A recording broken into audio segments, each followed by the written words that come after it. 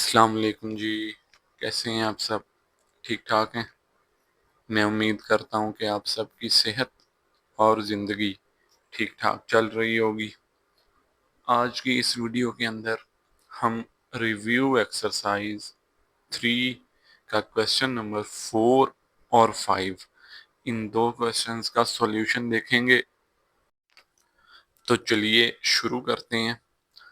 अब question number 4 जो है ना, ये थोड़ा सा अजीब सा क्वेश्चन है, क्योंकि इसके अंदर सेट्स नहीं दिए हुए, एक जर्नल बात बता दी गई,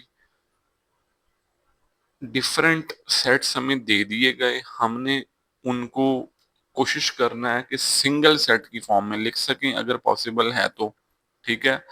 और हर एक पार्ट के साथ उसकी वेन डायग्राम लाजमी बनानी है। ठीक है जी। तो पहले पार्ट की तरफ चलते हैं। अब पहले पार्ट की जो वैल्यू है वो है ए का कॉम्प्लीमेंट। ए के कॉम्प्लीमेंट को लिखा जा सकता है u माइनस ए, और u माइनस ए का मतलब है पहले सेट के वो एलिमेंट जो दूसरे सेट का हिस्सा ना हो। ठीक है जी। लेकिन यहाँ पे हमारे पास तो एलिमेंट्स हैं ही नहीं, तो हम बस इसको यहाँ तक लिख के छोड़ देंगे। ठीक है। याद रखिएगा कि जब हमारे पास सेट्स के एलिमेंट्स मौजूद ना हो तो जितना सिंपलीफाई हो सकता है हम उतना सिंपलीफाई करके वहां तक उसको फाइनलाइज कर देंगे। नंबर 1। नंबर 2 ये है कि अब हमने इसकी वेन डायग्राम भी बनानी है।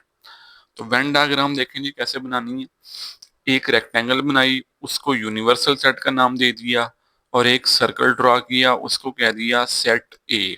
अब u माइनस ए, जो वैल्यू माइनस हो रही होती है ना, आपने वो वाला पोर्शन छोड़ देना होता है और उसके अलावा बाकी सारी वैल्यू, सारी पोर्शन को लाइनें लगा के फिल कर देना होता है। तो ये इसकी वेन डायग्राम बन जाएगी। देखिए u माइनस ए है, तो इसका मतलब है कि ये ए वाला पोर्शन खाली रहने देना है, बाकी सारा फिल करना है। ठीक है। अगर होता a माइनस बी, तो बी सेट वाला पोर्शन खाली रहने देना था, बाकी सारे को फिल करना था। ठीक है। तो अब इसको देखें फिल कैसे करना। दाएं से बाएं, इसको मेरे ख्याल में हॉरिजॉन्टल लाइंस कहते होते हैं। तो ये बनेगा जी, ए सेट को छोड़ के उसके अलावा जितनी इसकी स्पेस बनती है वो सारे का सारा हम फिल कर देंगे। ठीक है जी। तो ये रिप्रेजेंट करता है जी u माइनस ए की वेन डायग्राम को। अच्छा जी। अब नेक्स्ट है हमारे पास सेकंड पार्ट। इस सेकंड पार्ट में जो वैल्यू हमें दी गई वो है a intersection u। a intersection u का मतलब समझें। सबसे पहले u जो होता है वो होता है यूनिवर्सल सेट, और यूनिवर्सल सेट के जो एलिमेंट्स होते हैं वो ज्यादा होते हैं as compare to other sets. हम पीछे क्वेश्चंस सॉल्व करते आए हैं, आपको अंदाजा हो गया होगा, अब आपने और भी किया होगा कि यूनिवर्सल सेट हमेशा एक बड़ा सेट होता है और बाकी सेट्स उससे छोटे होते हैं। अब ये बात एमसीक्यूज के हवाले से भी इम्पोर्टेंट है कि जब एक छोटे सेट का इंटरसेक्शन लिया जाए एक बड़े सेट के साथ, तो उसका आंसर हमेशा छोटा सेट आता है। ठीक है जी। तो ए इंटरसेक्शन यू जब आप करोगे तो आपके पास इसका जो फाइनल आंसर बनेगा वो क्या बनेगा जी, ए। अब हमने इसको वेन डायग्राम से शो करवाना है। ये आ गया हमारा यूनिवर्सल सेट और ये आ गया हमारा सेट ए। तो हमारा आंसर क्या आया है? हमारा आंसर आया है सेट ए। जो हमारा आंसर आया है हमने उसको फिलअप कर देना है हॉरिजॉन्टल लाइन से। ठीक है जी।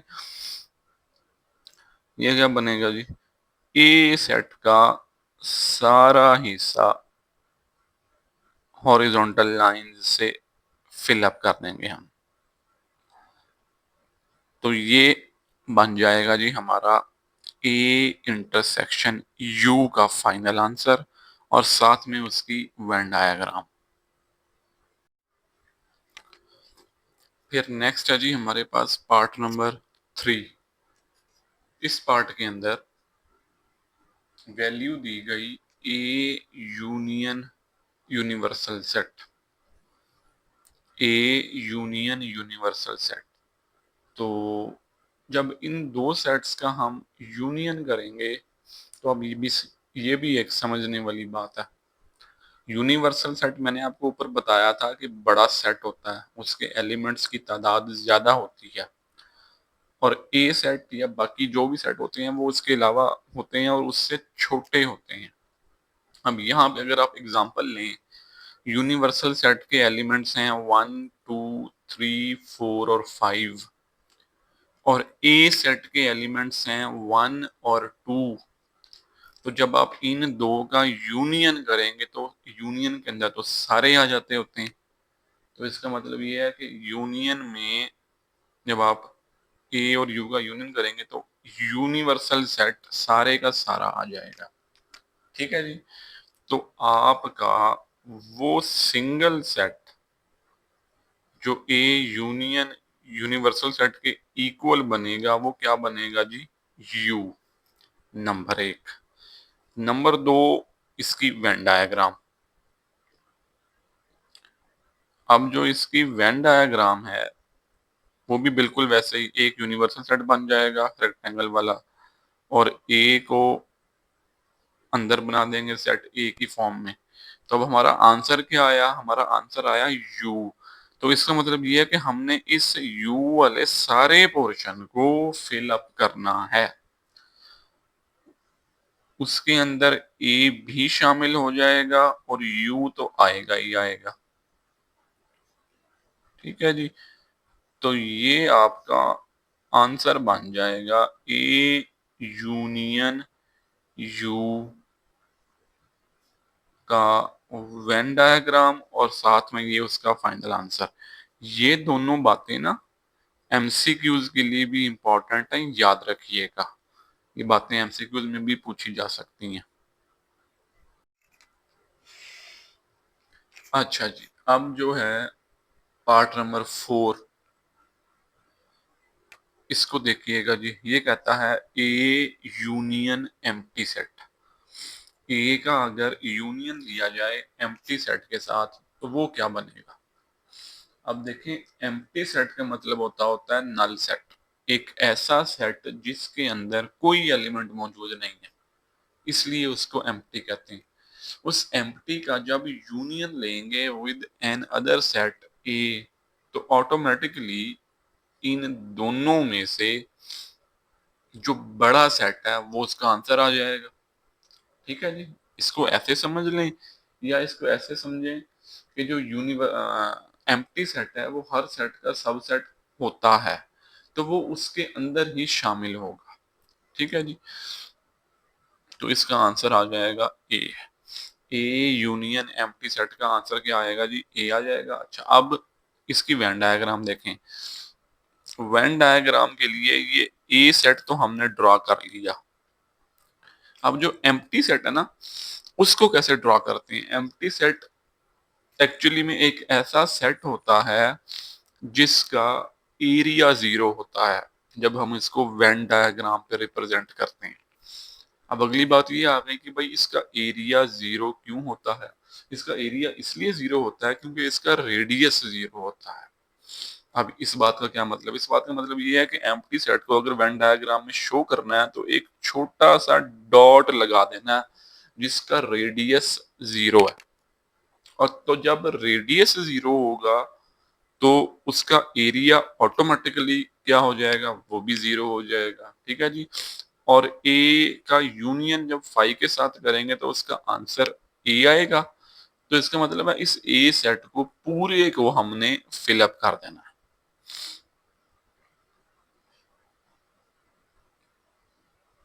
तो ये हो गई वेन डायग्राम किसकी? ए यूनियन एम्प्टी सेट की। फिर उसके बाद है जी नेक्स्ट लास्ट पार्ट। ये कहता है कि phi intersection phi.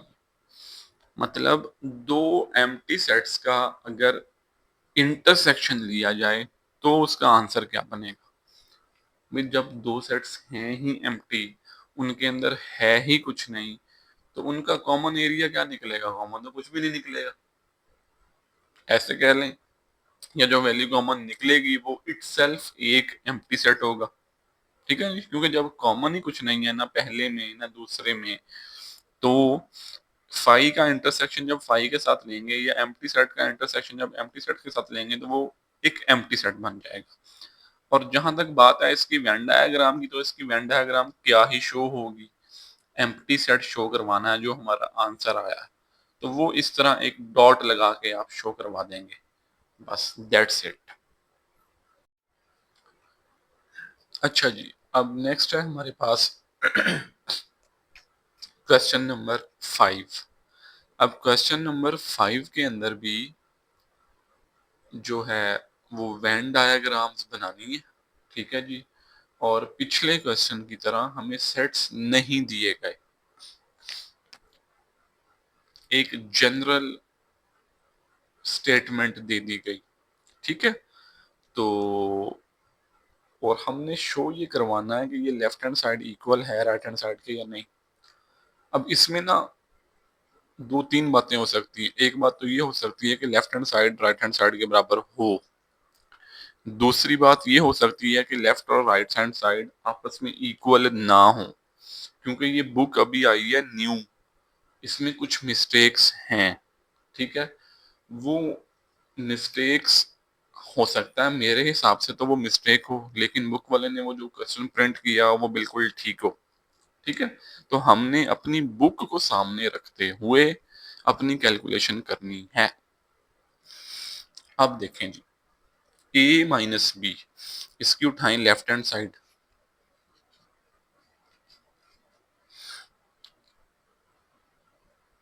Left hand side कहती है ए माइनस बी।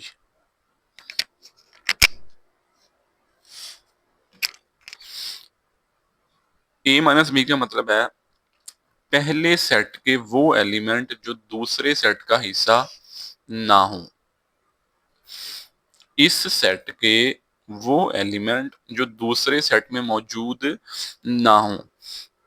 ठीक है, तो जब हम इसकी वेन डायग्राम बनाएंगे तो वो कुछ इस तरीके से बनेगी।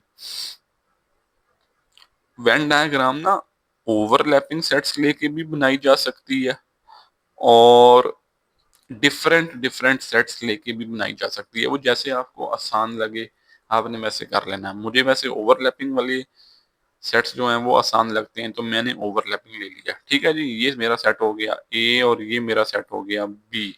अब ए माइनस बी में मैंने पीछे आप लोगों को एक्सप्लेन किया था कि जो दूसरा सेट होता है इसको फिल नहीं करना होता, इसको एज इट इज छोड़ देना होता है। ठीक है जी, तो जब हम इसको फिल करेंगे तो हम सिर्फ अपने पहले सेट को जो कि ए सेट है उसको फिल अप कर लेंगे जी। ठीक हो गया जी, ये तो हो गया लेफ्ट हैंड साइड का आंसर। अच्छा जी, अब नेक्स्ट है हमारे पास राइट हैंड साइड। अब राइट हैंड साइड में सबसे पहले तो देखें हमारे पास b का कॉम्प्लीमेंट है। b का कॉम्प्लीमेंट है, तो b का कॉम्प्लीमेंट फाइंड करने का मेथड आप लोगों को अब पता है। आप लिखेंगे b complement equals to u minus B. u minus B का मतलब ये है कि यूनिवर्सल सेट के वो एलिमेंट जो सेट बी का हिस्सा ना हो वो लिखने हैं। अब चूंकि हम लिख तो नहीं सकते क्योंकि हमारे पास एलिमेंट्स नहीं दिए गए, तो बस इतनी सी बात कह देनी है। और अब इसको ड्रॉ करना है वो वेन डायग्राम पे। ठीक है जी, u minus B, U minus B का मतलब है आप लोग वीडियो पॉज करें और कोशिश करें कि इसको खुद ड्रॉ करें। ठीक है, नहीं तो ऊपर वाले पार्ट को देख के कोशिश करें ड्रॉ करें। बड़ा इंपॉर्टेंट पॉइंट है यहाँ पे जो मैंने आपको पहले एक्सप्लेन किया था, मैं दोबारा कर देता हूँ। u माइनस बी का मतलब ये है कि b वाला जो सेट है आपने उसको फिल नहीं करना। उसके अलावा जो पहला ही नंबर पे सेट मौजूद है उसको फिलअप कर देना। ठीक है जी, यहाँ पे अगर a माइनस बी होता तब भी हम ऐसे करते, दूसरे सेट को फिल नहीं करना। ये देखें a माइनस बी था ना, तो a माइनस बी का मतलब है कि b सेट फिल नहीं होगा, तो b सेट एम्प्टी पड़ा है, a को हमने फिल किया। बिल्कुल इसी तरह यहाँ पे भी इसकी वेन डायग्राम बनेगी। एक आ जाएगा हमारे पास यूनिवर्सल सेट, ठीक है जी, दो आ जाएंगे ओवरलैपिंग सेट ए और बी। ये मुझसे सेट थोड़े छोटे बन गए हैं, बड़े बनाने चाहिए थे। तो अब फिल किनको करना है, यू सारा फिल हो जाएगा, कौन सा हिस्सा फिल नहीं होगा, बी सेट फिल नहीं करेंगे, बाकी सारा फिल करेंगे। ठीक है जी, बी वाला जो भी पोर्शन बचेगा वो एम्प्टी रहेगा, खाली रह जाएगा इस तरीके से। ठीक हो गया जी, तो ये हो गया बी के कॉम्प्लीमेंट की वेन डायग्राम। अब नेक्स्ट है जी राइट हैंड साइड में, पहले हमने बी का कॉम्प्लीमेंट फाइंड कर लिया था, अब ए यूनियन बी का कॉम्प्लीमेंट, अब हमने इसको सॉल्व करना है, ए यूनियन बी का कॉम्प्लीमेंट। तो ये बात अब इंपॉर्टेंट है, ए यूनियन बी के कॉम्प्लीमेंट का मतलब है, सबसे पहले तो ये देखें बी कॉम्प्लीमेंट सारा खाली रह गया, ठीक है जी, और कॉम्प्ली ए वाला, ये सॉरी ए वाला कह रहा हूँ, यू वाला सारा एरिया फिल हो गया और ए वाला भी उसके अंदर शामिल हो गया।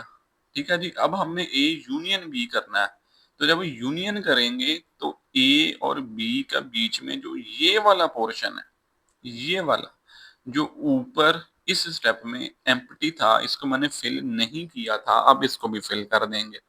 ठीक है जी, क्योंकि यूनियन लेना है ना, इस सारे का यूनियन किसके साथ, ए के साथ, और ए यहां तक आता है, तो इसका मतलब है अब ये वाला एरिया भी फिल करेंगे।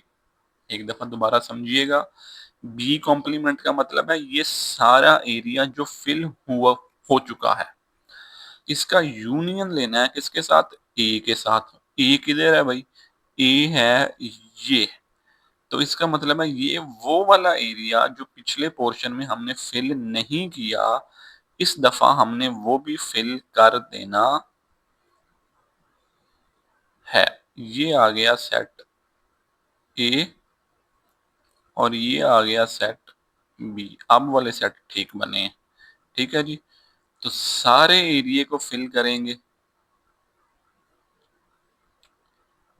बिल्कुल उसी तरह, और अब ये वाला पोर्शन भी फिल हो जाएगा।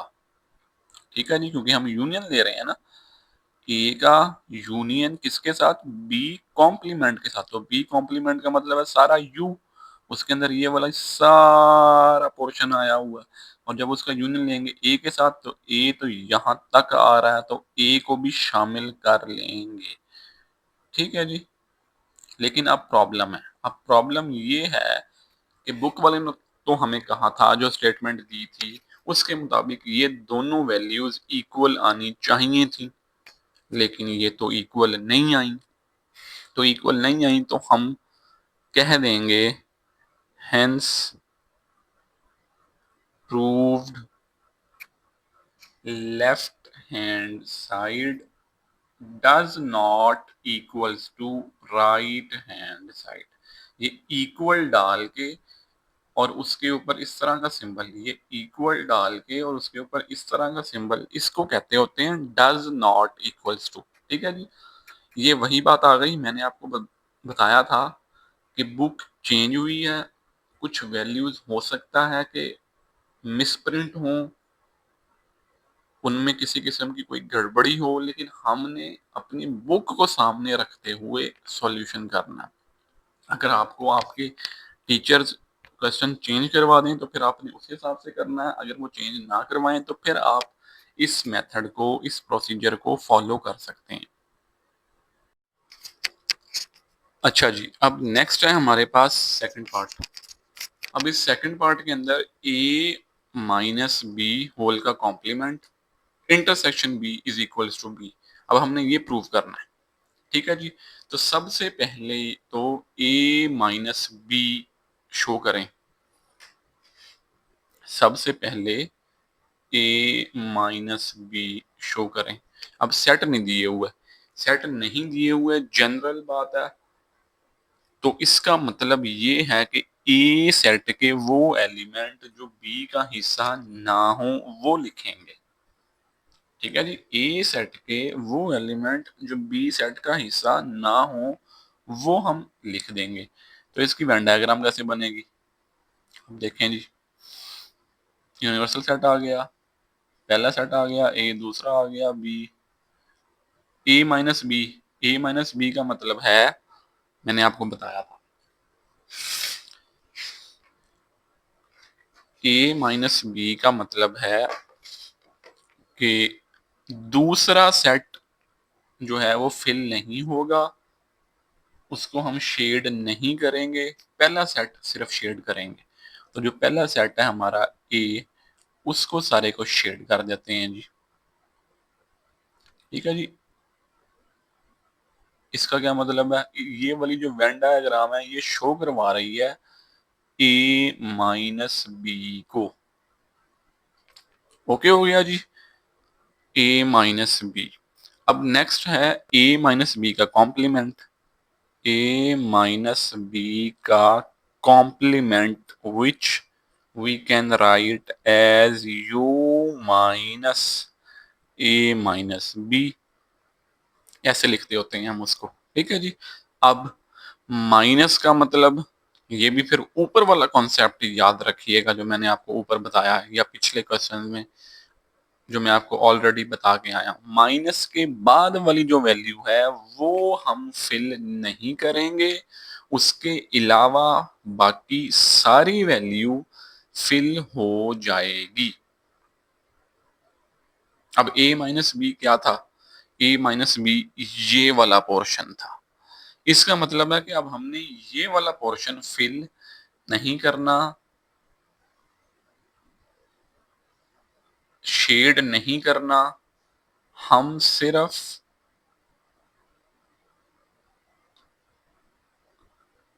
ये सेट बी आ गया, ये सेट ए आ गया, बी सेट को शेड, सॉरी बी को कह रहा हूं, ए सेट को शेड नहीं करेंगे, उसके अलावा सारा एरिया शेड हो जाएगा, ठीक है जी।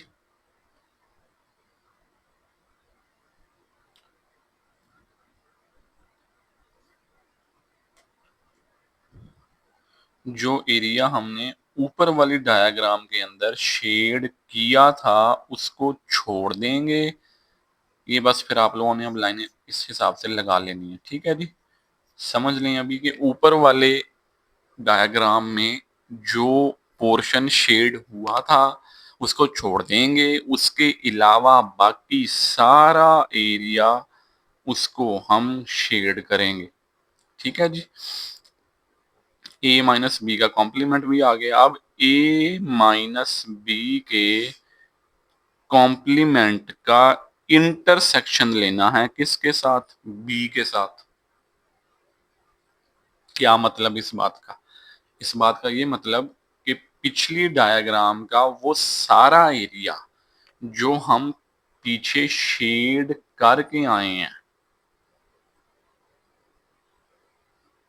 अब उसका इंटरसेक्शन लेना है किसके साथ, बी के साथ। इंटरसेक्शन का मतलब होता है कॉमन, मतलब कॉमन एरिया आएगा जो हमने इधर शेड किया और जो बी का होगा तो वो सिर्फ और सिर्फ बी सेट बनेगा, तो वो सिर्फ और सिर्फ बी सेट बनेगा। देखें जी,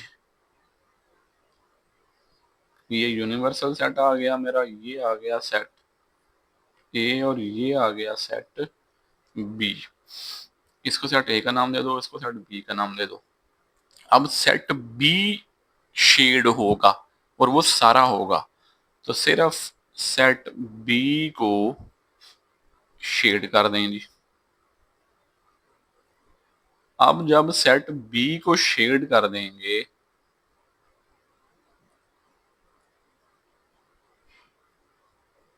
इस तरह, तो ये इक्वल हमने किसके करना था, ये हमने बी के इक्वल करना था। तो बी के इक्वल तो आ गया, और यही बात हमने प्रूव करनी थी। ठीक है जी। तो लास्ट में हम लिखेंगे hence proved that left hand side is equals to right hand side। ठीक है जी। तो इसी के साथ आप लोगों का क्वेश्चन नंबर 5 अपने इख्तिताम को पहुंचा। मैं एक दफ़ा फिर आप लोगों से अपील करूंगा कि इन वीडियोस को 9th क्लास के स्टूडेंट्स के साथ लाजमी शेयर कीजिएगा, चैनल को सब्सक्राइब कीजिएगा, और अगर आपका किसी भी किस्म का कोई क्वेश्चन हो तो हर वीडियो के डिस्क्रिप्शन में मेरी ईमेल और मेरा व्हाट्सएप नंबर मैंने डाला हुआ है। आपकी किसी भी किस्म की कोई क्यूरी है, कोई क्वेश्चन है, कोई टॉपिक है जो आप समझना चाहते हैं, तो आप मुझसे मेरे व्हाट्सएप नंबर पे राब्ता कर सकते हैं। आपसे मिलते हैं अगली वीडियो में। Till then take a very good care of योर सेल्फ। अल्लाह हाफिज।